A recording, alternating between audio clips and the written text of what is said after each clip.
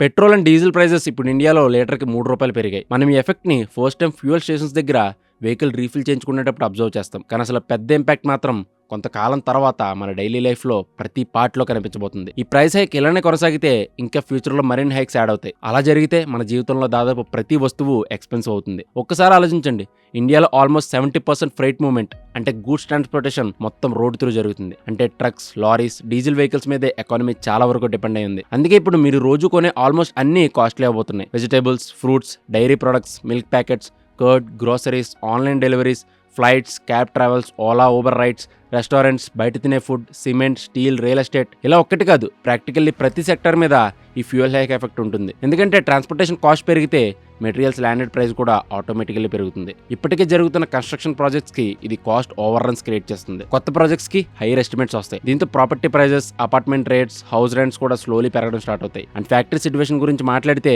చాలా factories diesel generators use చేస్తాయి. Logistics కోసం కూడా డీజిల్ వెహికల్స్ మీద ఆధారపడతాయి. Electronics, clothes, medicines, home appliances ఇవన్నీ మార్కెట్కి చేరేలోపు ట్రాన్స్పోర్టేషన్ ఛార్జెస్ ఆల్రెడీ వాటి ప్రైస్లో ఇంక్లూడ్ అయి ఉంటాయి. ఈ చేంజెస్ ఒక్క రోజులో కనిపించవు. కొన్ని బిల్లింగ్ సైకిల్స్, కొన్ని వీక్స్ లేదా మంత్స్ కూడా పడొచ్చు. కానీ చివరికి ఆ బర్డెన్ కన్స్యూమర్ మీదకి వస్తుంది. Bank of Baroda chief economist అయిన మదన్ సబిన్స్ ఇచ్చిన ఒక ఇంటర్వ్యూలో ఒక ఇంపార్టెంట్ థింగ్ ఆయన చెప్పారు. ఆయన ప్రకారం ఇన్ఫ్లేషన్ పర్స్పెక్టివ్ నుంచి చూస్తే ఈ ఇంపాక్ట్ చాలా సిగ్నిఫికెంట్. ఎందుకంటే పెట్రోల్ అండ్ డీజిల్ కలిసి కన్స్యూమర్ ప్రైస్ ఇండెక్స్ లో ఆల్మోస్ట్ 5% షేర్ కలిగి ఉంటాయి. లీటర్కి ₹3 అంటే రఫ్లీ ఫ్యూయల్ ప్రైజెస్ లో 3% రైజ్ అనమాట. అదొక్కటే ఇన్ఫ్లేషన్ మీద ఆల్మోస్ట్ 0.15% డైరెక్ట్ ఇంపాక్ట్ క్రియేట్ చేయగలదు. దానికి తోడు ముందే ఎల్పీజీ అండ్ సిఎన్జీ ప్రైజెస్ కూడా పెరిగాయి. అంటే ఓవరాల్ గా ఇన్ఫ్లేషన్ మీద అప్వర్డ్ ప్రెజర్ ఖచ్చితంగా ఉంటుంది. సిఎన్జీ ప్రైజెస్ పెరిగితే ఆటో ఫేర్స్ పెరుగుతాయి. డీజిల్ ప్రైజెస్ పెరిగితే ట్రాన్స్పోర్టేషన్ కాస్ట్ పెరుగుతుంది. ట్రాన్స్పోర్టేషన్ కాస్ట్ పెరిగినప్పుడు దాని ఎఫెక్ట్ ఎకానమీలోని చాలా సెక్టర్స్ మీద స్ప్రెడ్ అవుతుంది. ముఖ్యంగా అగ్రికల్చర్ సెక్టర్ కి. ఫార్మ్ నుండి మార్కెట్ వరకు ఫ్రూట్స్, వెజిటబుల్స్ తీసుకురావడానికి కూడా ట్రాన్స్పోర్టేషన్ అవసరమే కాబట్టి టొమాటో, ఆనియన్, ఫ్రూట్స్ అన్ని కాస్ట్లీ అవుతాయి. అయితే ఆనంద్ రతి చీఫ్ ఎకనామిస్ట్ అయిన సుజన్ హజ్రా ఒక పాయింట్ చెప్పారు. ఆయన ప్రకారం ఇంటర్నేషనల్ ఫ్యూయల్ ప్రైజెస్ ఇంక్రీజ్ లో 60% నుండి 70% వరకు మాత్రమే కన్స్యూమర్స్ మీద పాస్ చేసిన ఓవరాల్ ఇన్ఫ్లేషన్ ఇంపాక్ట్ చాలా హ్యూజ్ గా ఉండకపోవచ్చు. కానీ common middle class family perspective నుంచి చూస్తే ఈవెన్ స్మాల్ ఇంక్రీజ్ కూడా పెయిన్ఫుల్ గానే ఉంటుంది. ఎందుకంటే ఇది ఒక్క ఫ్యూయల్ బిల్ వరకే పరిమితం కాదు, ఇది చైన్ రియాక్షన్ లాంటిది. ఫ్యూయల్ కాస్ట్ పెరిగితే ట్రాన్స్పోర్టేషన్ కాస్ట్ పెరుగుతుంది, ప్రొడక్ట్ కాస్ట్ పెరుగుతుంది, మంత్లీ ఎక్స్పెన్సెస్ ఆటోమేటిక్ గా పెరుగుతాయి. ఇది ఈక్వేషన్ లో ఒక్క పార్ట్ మాత్రమే. స్టోరీలో ఇంకా డేంజరస్ పార్ట్ ఉంది, అదే debt trap. Last few years గా working professional salaries almost stagnant గానే ఉన్నాయి. అది మనందరికీ తెలుసు. ఫైనాన్షియల్ ఇన్స్టిట్యూషన్ అయిన మార్కెలెస్ చేసిన అనాలిసిస్ ప్రకారం సంవత్సరానికి 5 లక్షల నుండి 1 కోటి వరకు ఎర్నింగ్ ఉన్న పీపుల్ కూడా గత 10 సంవత్సరాల్లో రియల్ ఇన్కమ్ గ్రోత్ ఆల్మోస్ట్ 0 చూశారు. ఇన్కమ్ గ్రోత్ నీడిల్ కొంచెం కూడా ముందుకెళ్ళని అదే టైంలో లివింగ్ ఎక్స్పెన్సెస్ మాత్రం డబుల్ స్పీడ్ తో ముందుకెళ్ళాయి. అంటే టెక్నికల్లీ చెప్పాలంటే మీ శాలరీ వాల్యూ ప్రతి సంవత్సరం తగ్గిపోతుంది. మీకు శాలరీ నెంబర్ సేమ్ గానే కనిపించవచ్చు, కానీ పర్చేసింగ్ పవర్ మాత్రం తగ్గిపోతుంది. ముందు ₹1000 వచ్చే గ్రాసరీస్ ఇప్పుడు 1800 లేదా 2000 వరకు వెళ్ళాయి. రూరల్ ఏరియాస్ లో హైర్డ్ వర్కర్స్ వేజ్ గ్రోత్ కూడా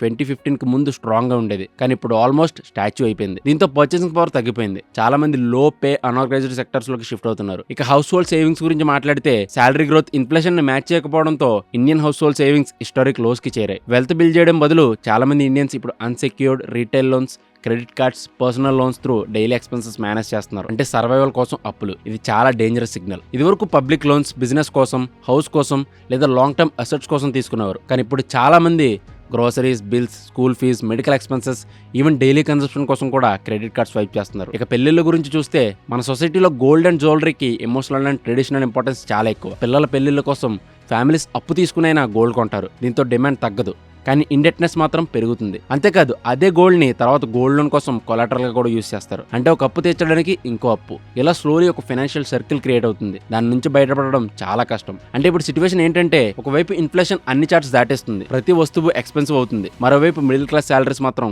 కొంచెం కూడా గ్రోత్ లేకుండా అలానే ఉన్నాయి. దానికి తోడు అన్సెక్యూర్డ్ లోన్స్ మీద డిపెండెన్సీ పెరుగుతుంది. ఇది ఒక డెడ్లియెస్ట్ ట్రాప్.